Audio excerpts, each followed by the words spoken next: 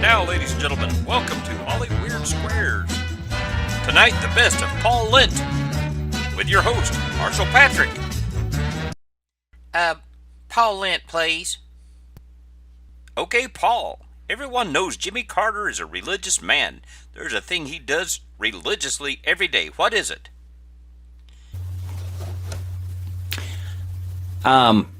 He thanks God for Joe Biden, so he's no longer the worst president in history.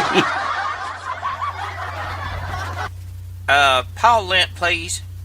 Paul, the question is, in 2023, the size of the Republican field for the 2024 election just doubled in size. How did this happen? Well, Marshall, it would have to be when Chris Christie entered the race.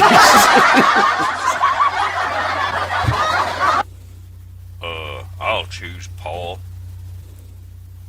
Okay, Paul Lent. You remember the movie The Money Pit? Who were the two stars of The Money Pit? Oh, that would be Joe Biden and Kevin McCarthy.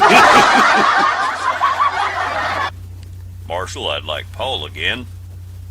Okay, Paul, I know you're good at math. What is the square root of 144? That would be Alexandria Ocasio-Cortez's IQ.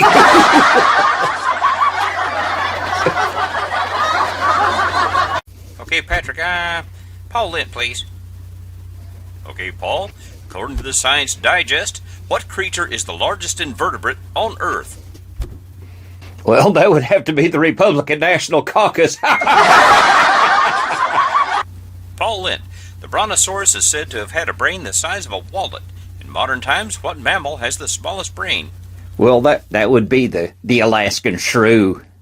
I'm just kidding. It's Joe Biden, pretender-in-chief. Yakazoozy, yakazoozy.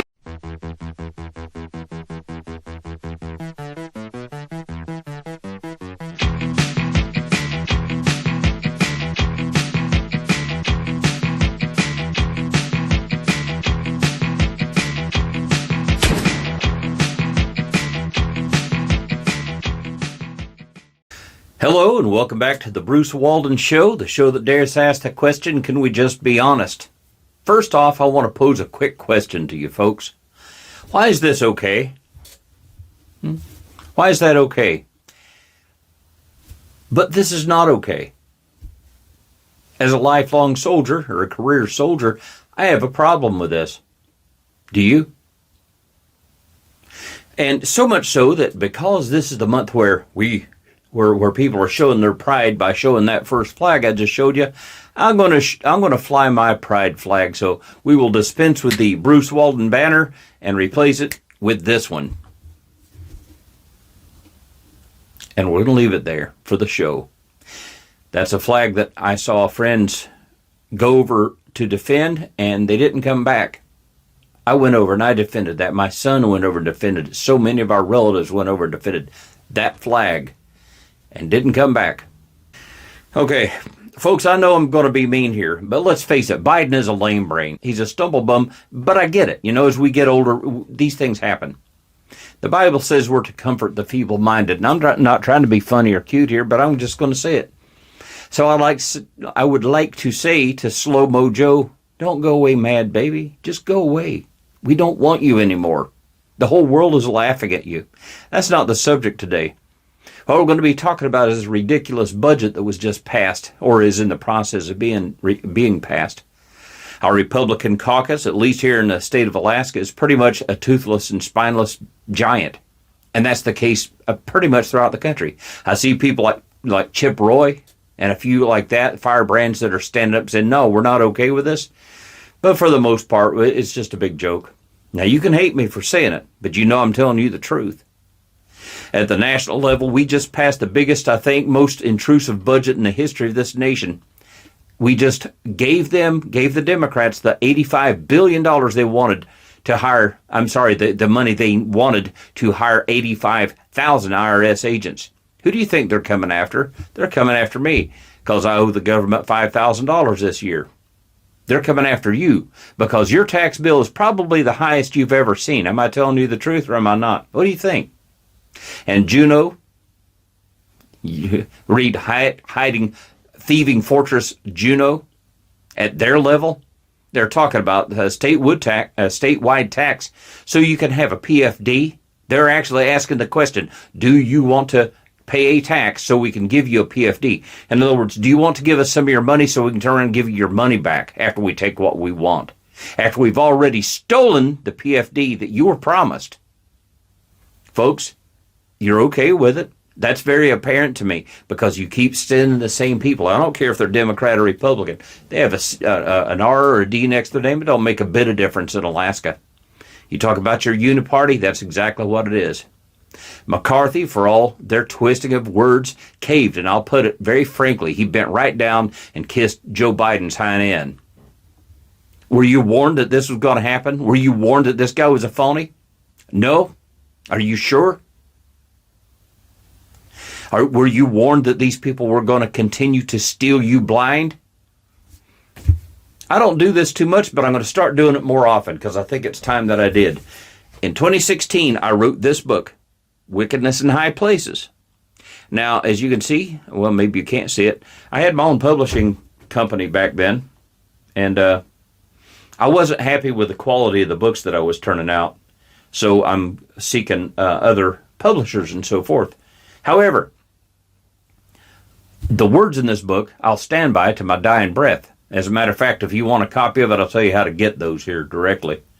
I don't have a merch tab here, so you're just going to have to get in touch with me personally, and I'll see that you get them. But Wickedness in High Places. In it, I go cabinet seat by cabinet seat, cabinet position by cabinet position through Obama's cabinet. However, it would apply to any of them. This is what I do here.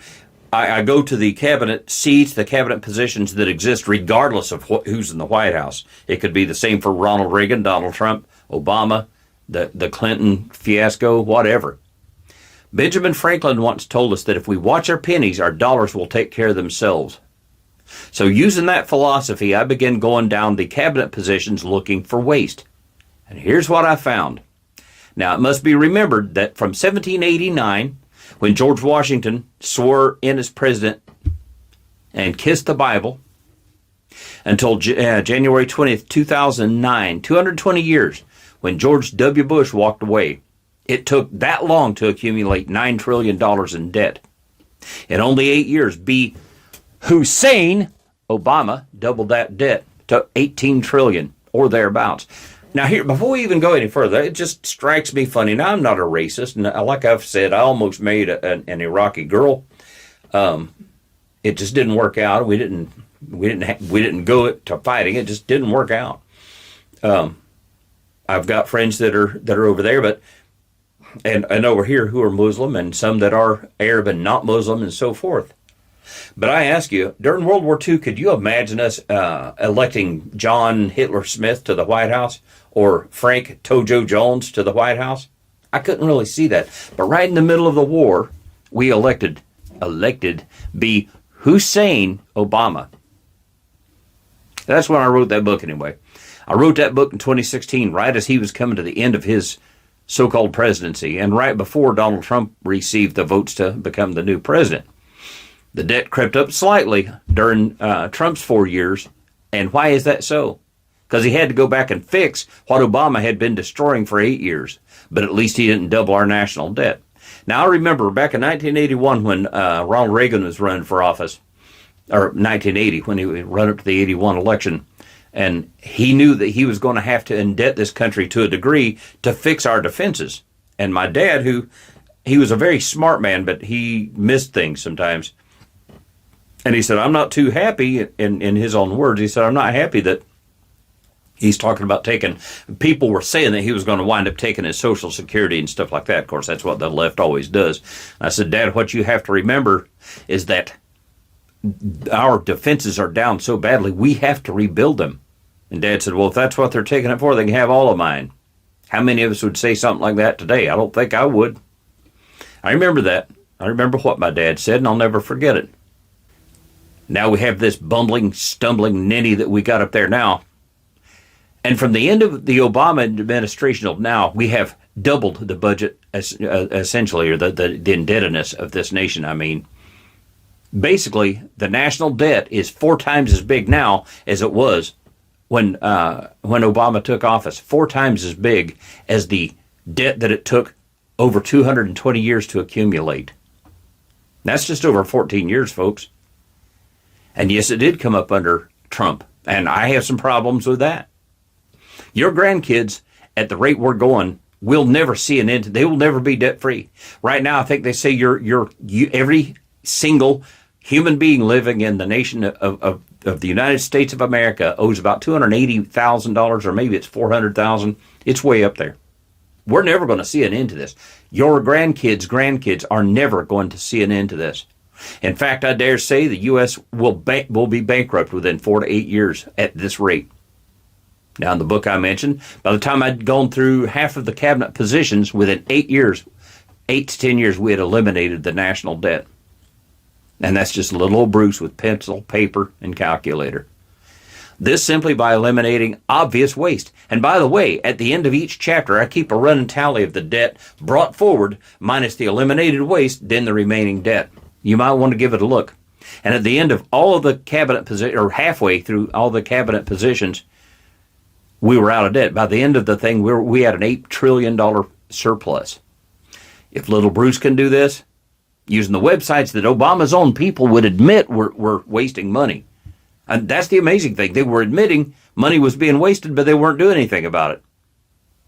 And using the waste to which they were openly admitting, we were able to eliminate that, theoretically. Are you seriously going to sit there and tell me that your people that you send to Washington, D.C. and down to Juneau don't know how to fix the budget? They're lying to you. Again, ladies and gentlemen, my friends, my neighbors, they are lying to you. Are you catching on yet? Let me show you how some of these yahoos get away with it. In terms of who's responsible for investigating, would you mind repeating the question one more time? What have you done to investigate the off-balance sheet transactions conducted by the Federal Reserve, which, according to Bloomberg, now total $9 trillion in the last 8 months? I'll have to look specifically at that Bloomberg article. I'm not, I don't know if I have actually seen that particular one. That's not the point. The question is, have you done any investigation or auditing of off-balance sheet transactions conducted by the Federal Reserve? At this point, we're conducting our lending facility project at a fairly high level and have not gotten to a specific level of detail to really be in a position to respond to your question. Have you conducted any investigation or auditing of the losses that the Federal Reserve has experienced on its lending since last September? We're still in the process of conducting that review. Until we actually, go out and gather the information, I'm not in a position to really respond to the specific question. So are you telling me that nobody at the Federal Reserve is keeping track on a regular basis of the losses that it incurs on what is now a $2 trillion portfolio? I don't know if you're telling me that you're mentioning that there's losses. I'm just saying that we're not, until we actually look at the program and have the information, we are not in a position to say whether there are losses or to respond in any other way to that particular. Mr. Chairman, my time is up, but I have to tell you honestly, I am shocked to find out that nobody at the Federal Reserve, including the Inspector General, is keeping track of this. I wonder if they thought to look between the sofa cushions. Folks, can you believe that lady sat there and said, we really don't know what happened to $9 trillion. That's a quarter of the national debt right now. They just don't know where it is. Frankly, I think they did this to see how you'd react. And how did you react? You didn't react. None of us did. We let it ride. Folks, this letting it ride business is how we got into the mess that we're in today. They'll fix it. No, they're not going to fix it. They're spending money like a drunken sailor because you're giving them blank checks to spend any way they want to. And you say, well, Bruce, I'm not okay with it. Are you sure? Who did you vote for in the last state election? Did you vote for somebody that was already there? We have people that we've had in Juneau for, these many years. Some of them not that many years. And they continue to do the same things there. You send the same people to D.C. They continue to do the same thing. And here I'm not just talking to Alaska. I'm talking about the entire nation. You continue to vote for your guy or your gal thinking they're going to change. Folks, you better wake up. They're not going to change their stripes. They are coming after your money because they see you as being dumb enough to let them get away with it. And you keep proving them right. So do I. That needs to end. You want a copy of my books? I'd be very, very happy to give you copies of them. Well, I won't give them to you. I'll sell them to you. Like I said, I don't have these. I got a handful in print. I'm not going to sell. I'm embarrassed for you to. I just don't like the way that looks. But if you want one, in fact, I've got 4 nonfictions. They're entitled "There's No Such Thing as Can't," "Were You Warned?" "Wickedness in High Places," and I've got another one called "Angels in Chains," in which I talk about the human trafficking thing. And I have them in audio format. You put them in your car, you plug the little thumb drive in there, and the book just plays for you. You don't even have to read it. I took the time to read it because I know that so many of my friends and folks don't even bother to read, or they don't have time to read. I don't have time to read that much, so I'll listen to audiobooks. So I put it in audiobook format for you. But if you want one, get in touch with me. Look for me on Facebook, and I'll get you a copy of it on a thumb drive. You'll have the audiobooks, and you'll also have it in PDF format. So if you want to just sit it on your computer or on your iPhone or whatever, you can read it there. I sell my books in audio and in PDF, and I have, like I said, 4 nonfictions. I'm working on, I think, 4 or 5 other nonfictions right now, and several fictions. I've written 16 books in all, and I guess I got 6 or 7 or 8 books between my ears that I'll work on this in a while, then that one, enough said. But all that on one thumb drive, and I'll sell you the whole thumb drive for $25. I don't have a merch tab, but we're going to get there. When we get our own site and everything, and we'll do all that. So contact me and I'll hook you up. Okay, we're going to go through some positions in the cabinet, and we'll just see where this goes. Now, I didn't go into Obama himself because I didn't go into his waste because his waste is the sum total of the waste of all of his cabinet members. But it don't matter who it is. It could be George Washington. It could be Ronald Reagan, Donald Trump, Jimmy Carter, or this genius we got in the White House now. It doesn't matter because some of these positions shouldn't even be there to start with. You know, George Washington had a Secretary of War and like a handful of other secretaries, and each one of them had a secretary. They didn't have this business like we got right now. Now say, well, Bruce, that's not being fair because they didn't have that big of a country. No, they didn't. But compared to they had no computers, they had no phones, they had no television, they had no radios, they had nothing. Everything was hand delivered, and it was an interesting time. But he still managed to get the job done, Washington did, with a very small cabinet. Now, I'm not suggesting that we go back to such a small cabinet, but the cabinet that we have now at the state level, Governor Dunleavy, and all the rest of you that have been governors, the governor up here has, if you want to call it a cabinet, it's way bigger than the national one, person-wise, people-wise. Now, when we talk about the Obama administration, when Joe Biden was the vice president, I just looked into the money that was wasted by him going on vacations. But it's like I've said, and to quote Marcy from Married with Children, if you give a chimp a pistol and he shoots somebody, you don't blame the chimp. You don't blame the pistol. You blame the idiot that gave him a pistol. Now, looking at the vacations and all that stuff, and this book, I do a run and tally at the end of each chapter. I say, this is the debt brought forward. This is the savings by getting rid of this junk. This is what's left owing. In 2016, the national debt at that time was $17,999,864,298,000.00, or thereabouts. Minus the $7 million that we knew that had been wasted on vacations for Joe Biden. That left us owing $17,999,863,864,298.00. Now, before we go too far, let us talk about how we got here. We send up our best and brightest. Or do we? Dear Lord, I pray this isn't the case, because some of these clowns that we're sending forward, wow. We send some real geniuses down there to Washington, and I'm going to show a few examples here. In the first nonfiction I wrote, it's this one right here. It's entitled, There's No Such Thing as Can't. That was the philosophy on which my father raised me. And in his Tennessee vernacular, there ain't no such a thing as can't. That's the way he raised me. That's the way I still believe.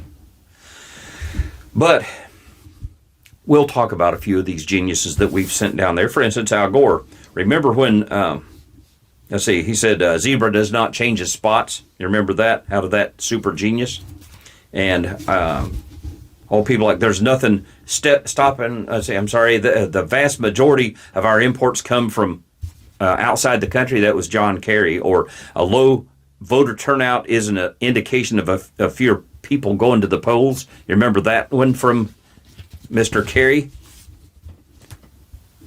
Remember when that meathead Al Gore went to Monticello, and there's a picture of Washington and Lafayette, and I think Ben Franklin said, who are these guys? And they said George W. Bush was dumb. Makes you think, doesn't it? Now, I'm not saying he was a genius, but I'm saying that these are the caliber of people that we send to Washington, D.C. You have a lady from New York City, I use the term loosely, I think, and she got fired as a hot dog vendor because she couldn't do her job. So she was elected to Congress. She entered Congress not knowing what the three branches of government was. In fact, that poor little nut thought that they were the president, the House, and the Senate. Exceptionally dumb. Do you remember? There was a lady from Jamaica. She had moved to the part of the same district that AOC represents. She ran against her. Did you support her? How many people supported her? She got diddly in support. That would have been such an easy win, but we did nothing. Do you remember 1997 when we landed the Sojourner rover on Mars? The first rover ever to land there. A rover landing on the planet Mars. Listen to me. And this one congresswoman, I won't name her right now, she said, do you suppose we can get that thing to go over and take video of the flags that the astronauts left? Did you hear what I said? Did you think through what I just said? Hey, you dolt. We've never sent astronauts to Mars. You dolt!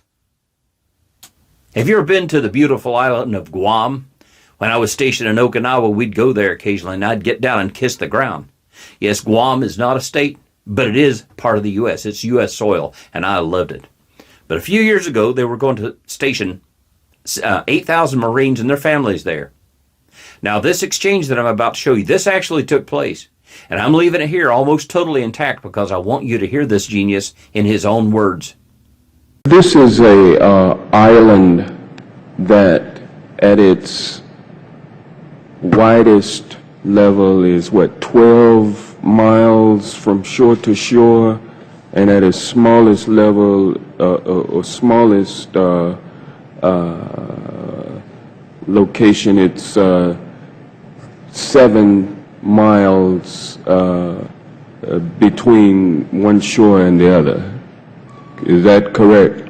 I don't have the exact dimensions, but to your point, sir, I think Guam is a small island. Very small island, and about 24 miles, if I recall, long. So 24 miles long, about 7 miles wide at the least widest place on the island, and about 12 miles wide on the widest part of the island. And I don't know how many square miles that is. Do you happen to know? I don't have that figure with me, sir. I can certainly supply it to you if you'd like. Yeah, my fear is that the whole island will become so overly populated that it will tip over and capsize. We don't anticipate that. This, my friends, is how we got here. And honestly, it doesn't scare me that much that these people are there. What scares me is that at least 50% plus one person in their districts figured they were the cream of the crop. This is the best they could come up with. This was the smartest person they could come up with. He literally thought that the island of Guam was going to capsize and and turn over. He was trying so hard to sound thoughtful and smart, and he wound up showing his stupidity. I said stupidity, but that's the best you could come up with, whoever you all are that voted this guy in. Folks, I'd vote for a mannequin with a sack of stale popcorn in a sock for a brain before I'd vote for any of these mental midgets. And you dare to ask why our nation is in this mess? Back to the book. Let's talk about the position of Secretary of State. Now, this is well established, and I think it's needed. First one was Thomas Jefferson. He was Washington's Secretary of State, and well, you know, we moved along. During the Obama administration, we had two. There's first Hillary Clinton, and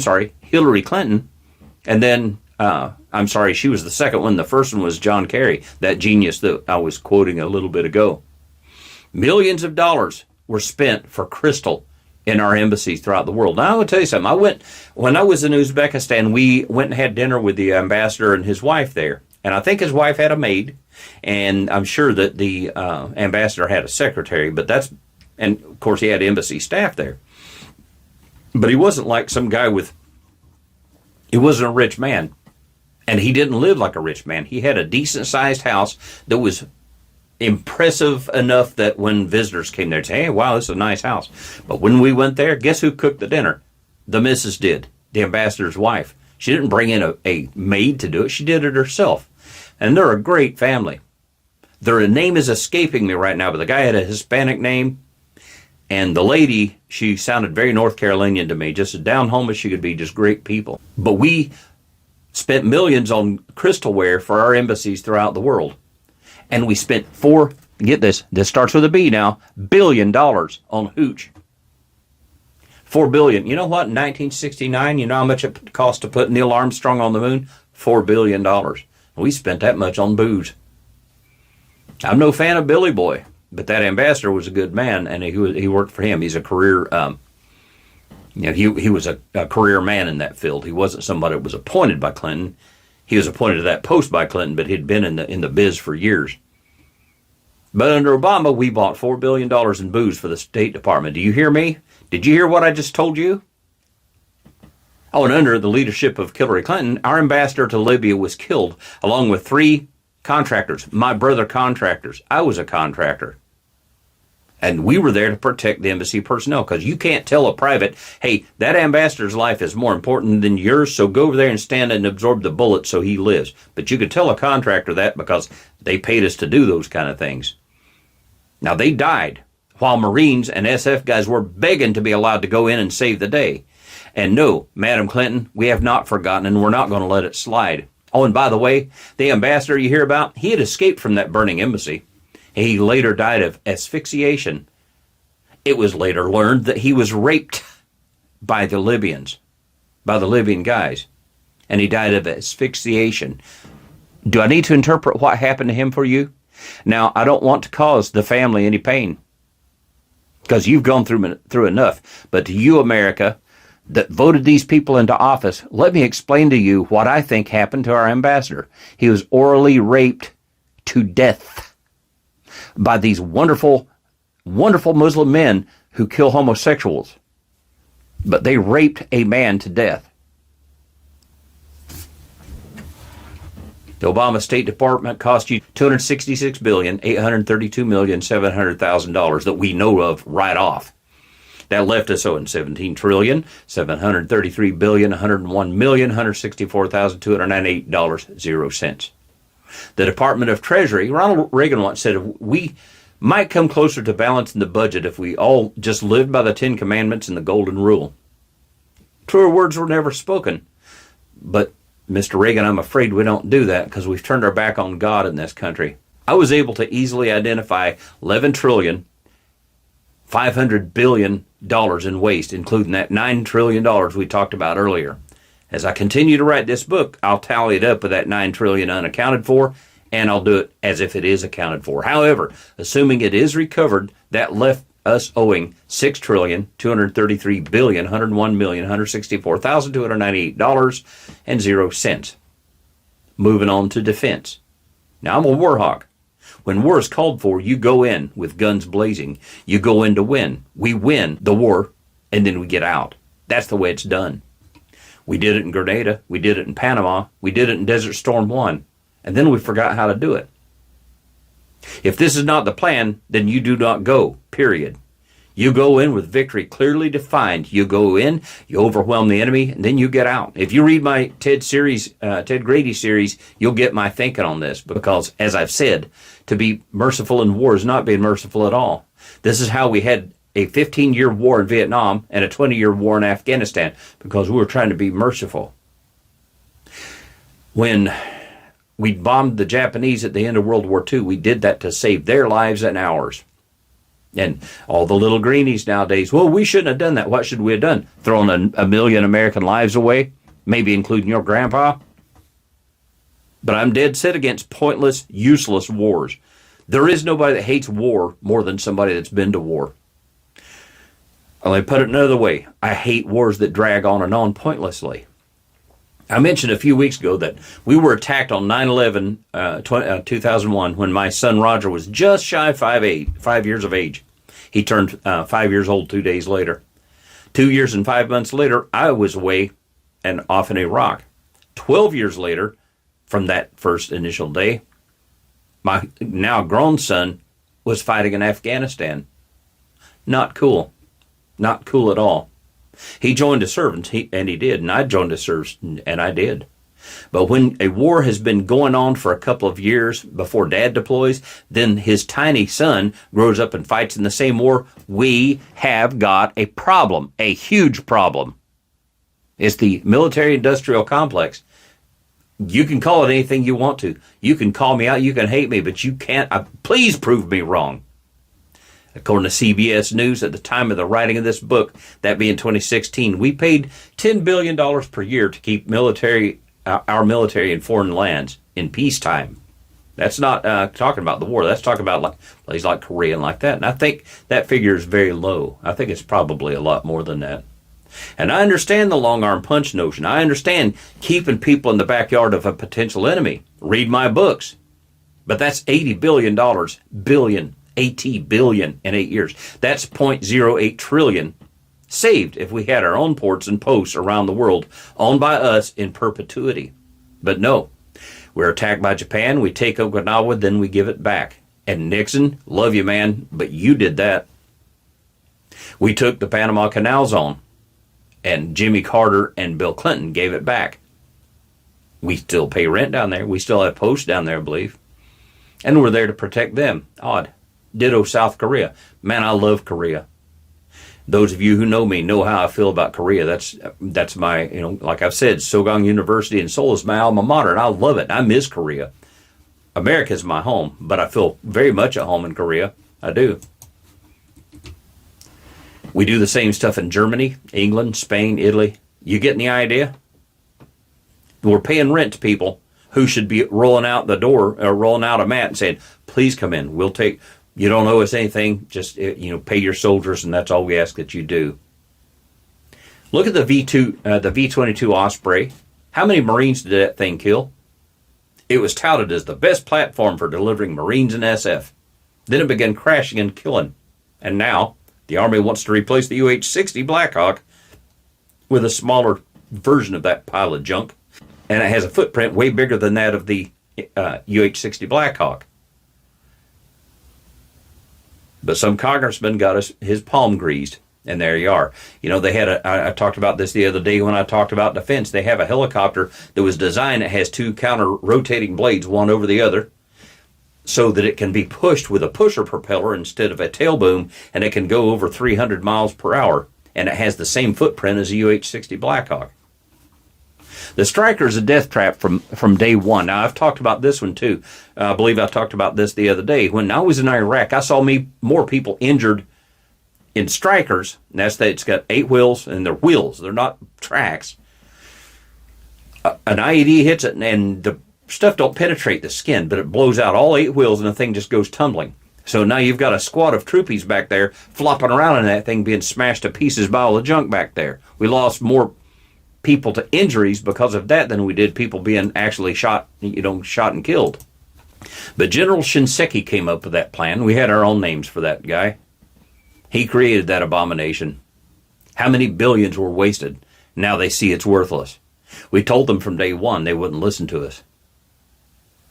You go from all that high-speed equipment, and some of the units, they got this advisory something or other unit in the Army. Some general hated special forces, so he invented his own, like, bastardized special forces, and I'm sorry, you people that are in there that are serving because you love the country, I'm sorry, but your unit is a joke. You guys can't do the job. Get out of the way. Get out of the business, because you ain't us. And you go from all that stuff right down to the uniforms. You know, the Army, remember that digital uniform? They paid $4 billion to come up with that silly thing. We wanted a pattern that would work anywhere, and they came up with a uniform that did not work anywhere. The Marines spent $500,000 to come up with a Marpat uniform, and it worked quite well. You starting to see the issues here? As far as that goes, again, why is it that I can go down to Sportsman's Warehouse and I can buy an archer's camouflage suit that works very well? I walk into the woods and I'd become invisible. But the Army can't just go say, look, we want a uniform that looks like this environment. Why can't we do that? The civilian world can.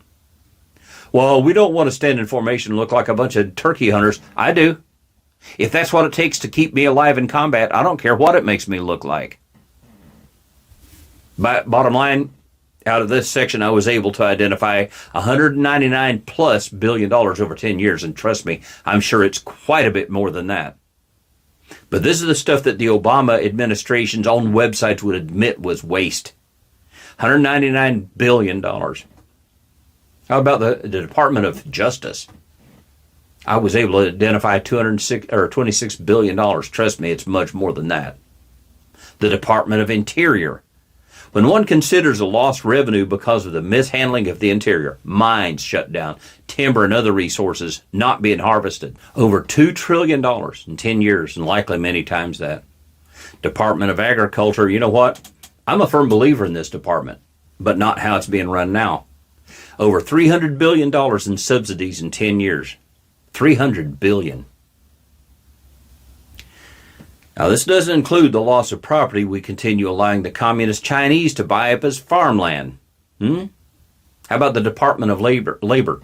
In 10 years, over $1 trillion. Health and Human Services. Need I even go into this one? When I wrote that, I simply removed Obamacare from the equation, which along with the other waste came to over $1 trillion a year. Yes, you heard me right, over $1 trillion a year because of Obamacare. Even our own people talked about keeping the parts of Obamacare that are good. Then came the pandemic. Then the cure for the pandemic. Folks, this outfit alone, if eliminated, would likely eliminate what remains of the national debt, even at today's level, in less than 10 years. Are they needed? I don't think so. Did awesome cures for major physical ailments come about and exist before its creation? How about insulin, on which I depend? Did Jonas Salk ask for a single penny when he found the cure for polio or the vaccine against polio? Do you know that he spent his last years trying to find a cure for AIDS? He very likely was one of the ones that found and perfected, if you will, interferon, which cured my hep C because they were using that as a possible fix for AIDS.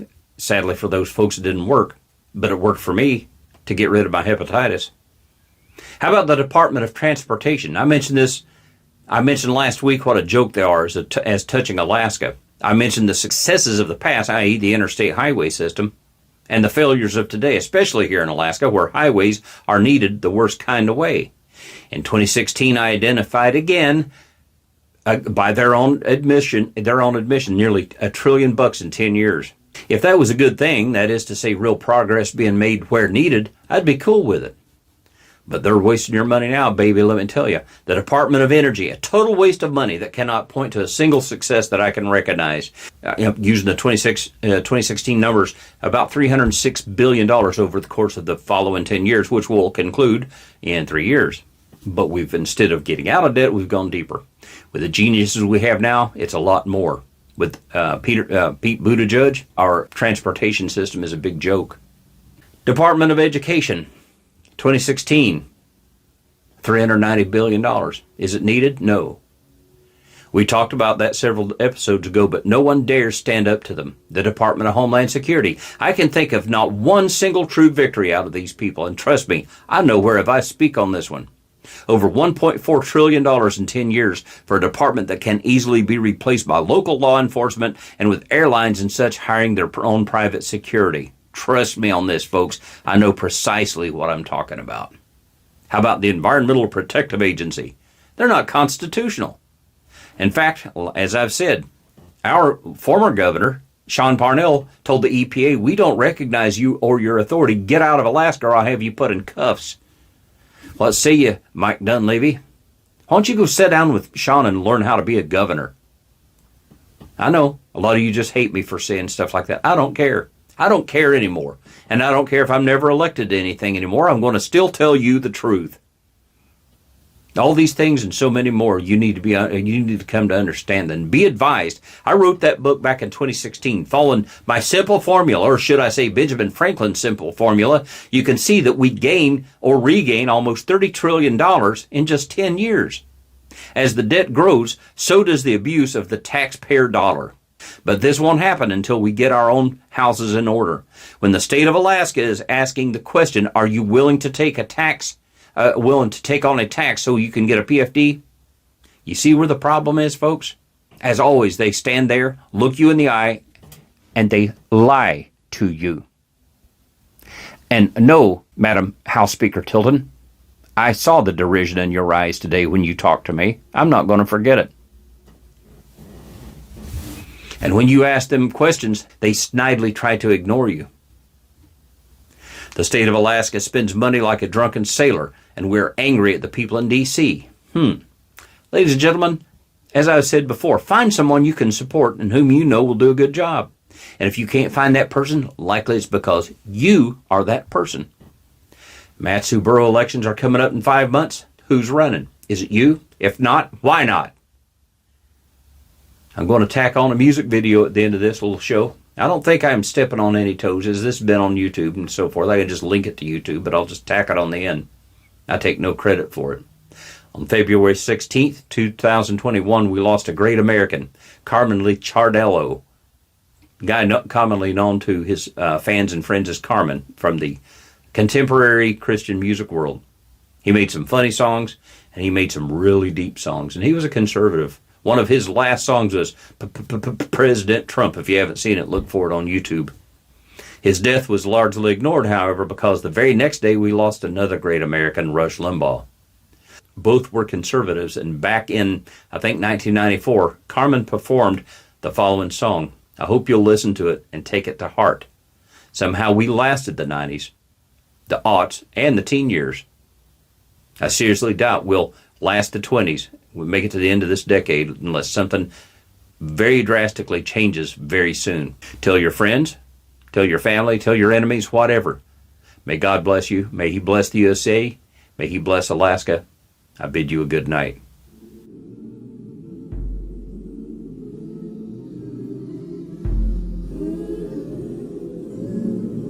George Washington, Thomas Jefferson, Samuel Adams, First Chief Justice John Jay.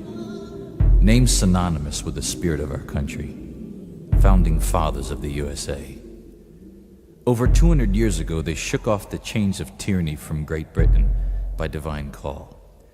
Citing 27 biblical violations, they wrote the Declaration of Independence with liberty and justice for all.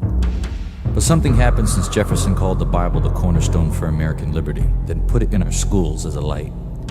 Or since give me liberty or give me death, Patrick Henry said, our country was founded on the gospel of Jesus Christ. We eliminated God from the equation of American life, thus eliminating the reason this nation first began. From beyond the grave, I hear the voices of our founding fathers plead, you need God in America again.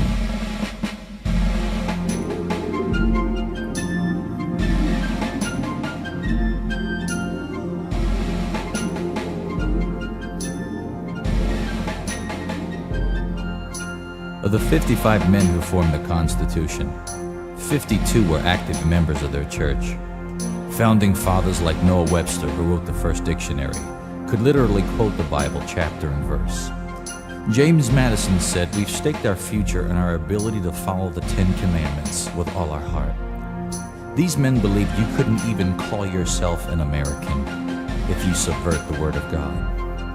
In his farewell address, Washington said, "You can't have national morality apart from religious principle," and it's true. Because right now we have nearly 150,000 kids carrying guns to these war zones we call public schools. In the 40s and 50s, student problems were chewing gum and talking. In the 90s, rape and murder are the trend. The only way this nation can even hope to last this decade is put God in America again. The only hope for America is Jesus. The only hope for our country is Him. If we repent of our ways, stand firm and say we need God in America again.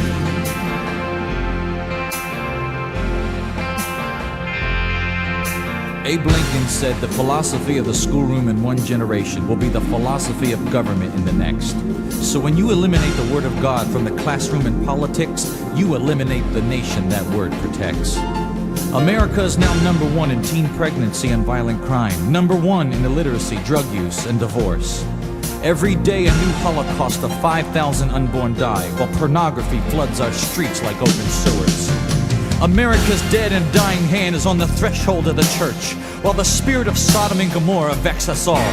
When it gets to the point where people would rather come out of the closet than clean it, it's the sign that judgment of God is gonna fall. If there's ever been a time to rise up, church, it's now. And as the blood-bought saints of the living God proclaim that it's time to sound the alarm from the church house to the White House and say, we want God in America again.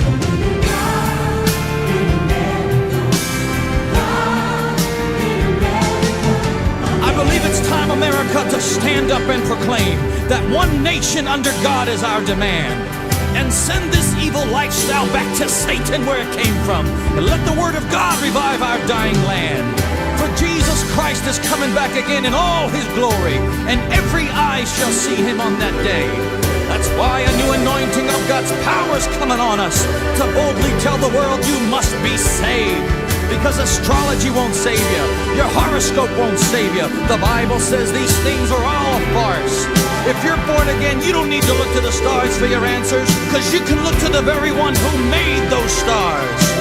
History tells us time and time again, to live like there's no God makes you a fool. If you want to see kids live right, stop handing out condoms and start handing out the Word of God in school.